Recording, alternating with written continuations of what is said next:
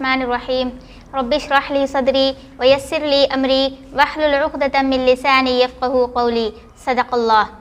سلیقے سے ہواؤں میں جو خوشبو گھول سکتے ہیں، سلیقے سے ہواؤں میں جو خوشبو گھول سکتے ہیں، ابھی کچھ لوگ باقی ہیں جو اردو بول سکتے ہیں۔ ناظرین، میں میمونہ ارشین AB نیوز اردو میں آپ سب کا دل کی اتاہ گہرائیوں سے استقبال کرتی ہوں۔ تو آئیے ہم آپ کو کرتے ہیں کچھ اہم خبروں سے باخبر۔ سب سے پہلے آج کی اہم سرخیاں۔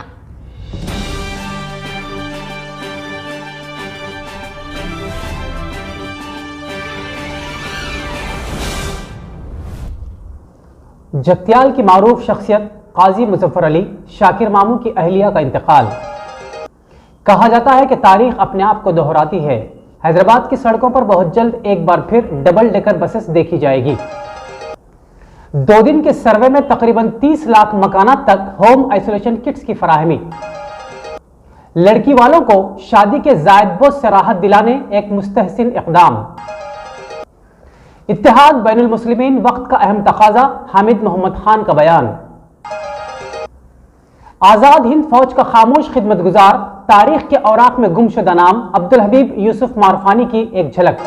اب خبریں تفصیل سے۔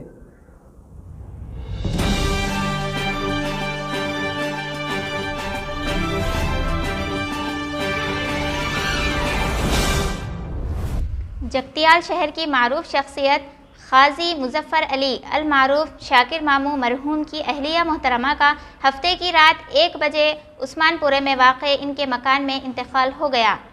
مرحومہ کی نماز جنازہ اتوار کو بعد نماز ظہر جامع مسجد خلیہ گاہ میں ادا کی گئی اور تدفین مقبرہ مسجد سے متصل آبائی قبرستان میں عمل میں آئی۔ اللہ رب العزت مرحومہ کی مغفرت فرمائے، آمین۔ پسماندگان میں 5 دختران کے علاوہ 2 فرزندان محسن علی تمسن اور حامد علی تسکین شامل ہیں۔ مزید تفصیلات کے لیے 7730881884 پر ربط پیدا کیا جا سکتا ہے۔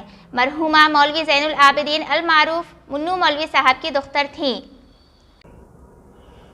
اسی کے ساتھ ایک اور خبر کی جانب کہ حیدرآباد کی سڑکوں پر بہت جلد ڈبل ڈیکر بسیں دوڑتی نظر آئیں گی۔ تفصیلات کی بموجب ملک کے 4 اہم شہروں کے لیے جملہ 130 بسیں الاٹ کی جا رہی ہیں۔ اس فہرست میں تلنگانہ کے دارالحکومت حیدرآباد بھی شامل ہے۔ واضح رہے کہ ڈیزل کی قیمتوں میں اضافہ و نیز فضائی آلودگی کے سبب ان الیکٹرک بسوں کو متعارف کیا جا رہا ہے۔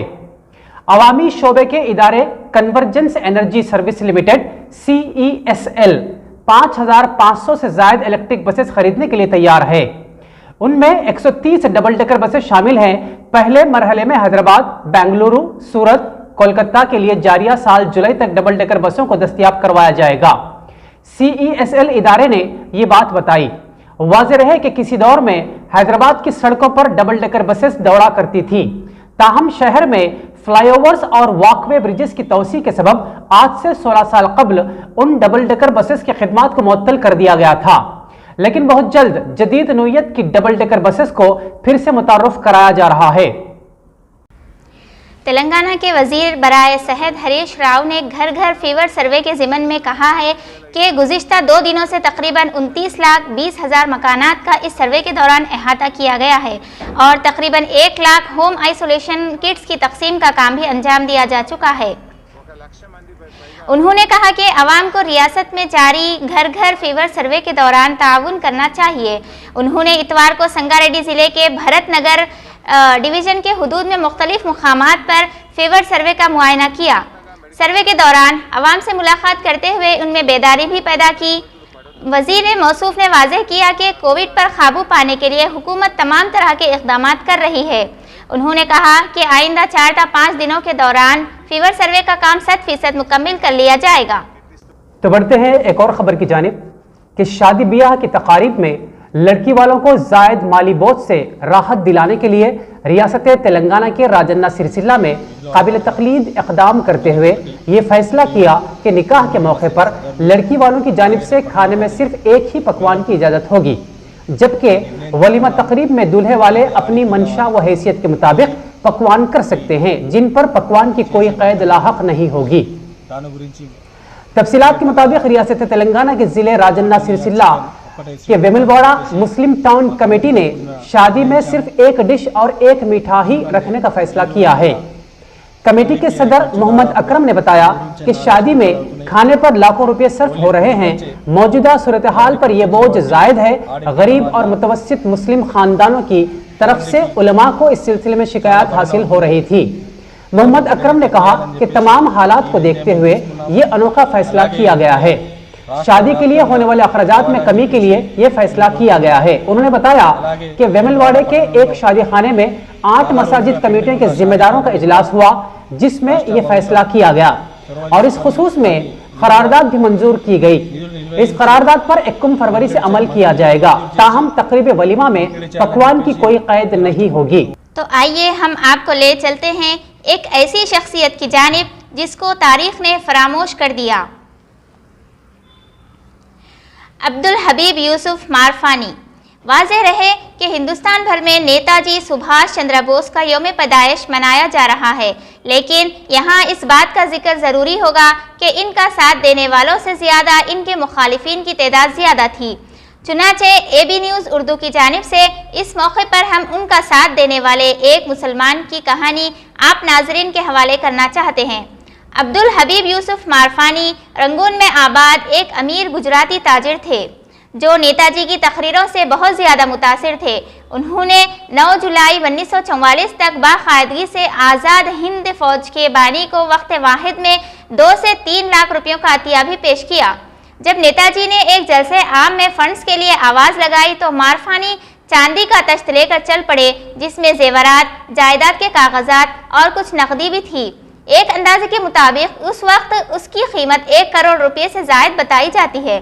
اپنی دولت کی ایک پائی عطیہ کرنے کے بعد انہوں نے اپنے لیے آزاد ہند فوج کی خاکی وردی مانگی۔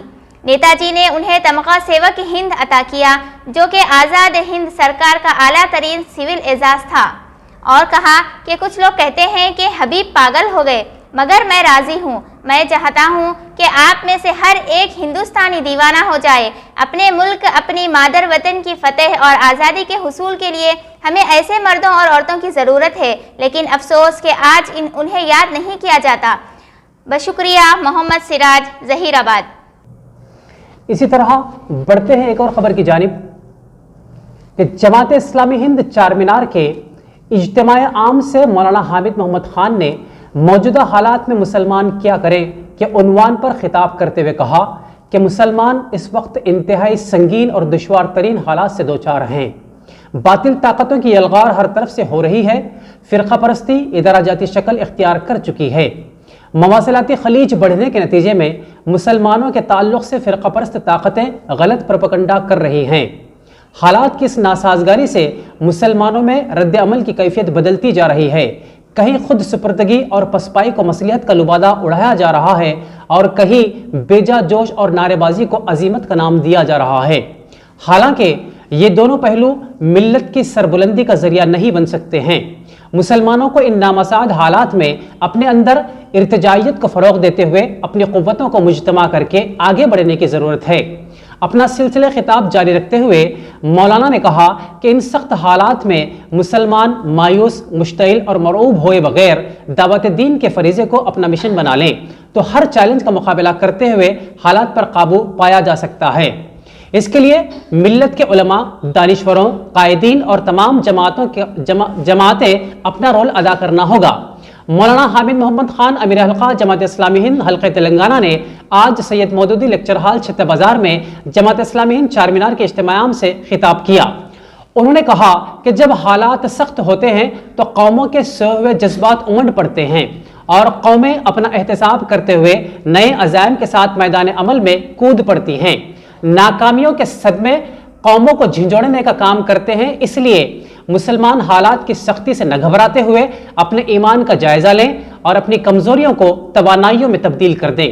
اسلام قول و فعل کے تضاد کو پسند نہیں کرتا۔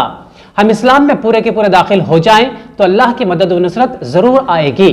مولانا نے کہا کہ اتحاد بین المسلمین وقت کا اہم تقاضا ہے۔ مسلمانوں کے انتشار کا دشمن فائدہ اٹھا رہے ہیں۔ مسلمان اللہ کی رسی کو مضبوطی سے تھام لیں اور فروعی اختلافات کو عوامی موضوع نہ بنائیں۔ ہر مسلمان اپنے مسلک پر رہتے ہوئے دوسرے مسالک کا اہتمام کریں۔ مسلک مختلف ہو سکتے ہیں لیکن مقصد ایک ہو اور وہ اللہ کے دین کی طرف لوگوں کو بلانا ہو۔ اس موقع پر موصوف نے کہا کہ ہر مسلمان یہ طے کر لے کہ وہ کم از کم 10 برادران وطن تک اسلام کا تعارف پیش کرے گا۔ اگر مسلمان یہ کام کریں گے تو انشاءاللہ اسلام اور مسلم دشمنی کا خاتمہ ہوگا۔ اپنے سلسلے خطاب کو جاری رکھتے ہوئے انہوں نے کہا کہ مسلمانوں میں فکری اور فقہی جمود بھی بڑھتا جا رہا ہے، چنانچہ مسلمان اپنی اخلاقی طاقت میں بھی اضافہ کریں و نیز ظلم اور ناانصافی کے خلاف اٹھ کھڑے ہوں۔ خاص طور پر ہندوستان میں مسلمان مثبت سوچ اور مصمم ارادوں کے ساتھ جینے کا حوصلہ اپنے اندر پیدا کر لیں تو کوئی انہیں مٹا نہیں سکتا۔ پروگرام کا آغاز سید شاہ شمس الدین قادری ناظم شعبہ تنظیم کے درس قرآن سے ہوا۔ ڈاکٹر سید اسلام الدین مجاہد امیر مقامی جماعت اسلامی ہند چار مینار نے اجتماع کی نظامت کی۔ اس موقع پر عامت المسلمین کی کثیر تعداد نے اجتماع میں شرکت کی۔